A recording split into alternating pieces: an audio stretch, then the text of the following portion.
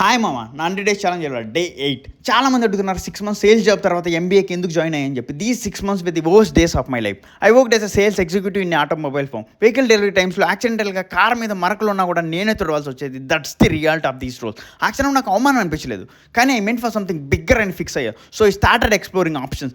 ఎవరు గైడెన్స్ ఇచ్చేవాళ్ళు కూడా లేరు. క్యాట్ రాసా కానీ ఏం రావాల్సిన స్కోర్ రాలేదు. I took 15 lakh education loan and join in a B school. I choose a path where I struggled, where I failed, where I got injured, but I still stood tall. Self లెర్నింగ్తో కష్టపడి ఇవాళ ఈ పొజిషన్లో గట్టిగా నిలబడ్డా. Friends and family అడుగుతున్నారు, నితిన్ ఈ blogs ఎందుకు చేస్తున్నావు అని చెప్పి. నా జర్నీ చూసారుగా, Tier 3 కాలేజ్, గైడెన్స్ లేదు, కష్టాలు ఉన్నాయి, కానీ గెలిచాను. I am doing this because I want to be the mentor I never had. నేను నడిచిన దారిలో మనలాంటి వాళ్ళు కష్టపడకూడదు.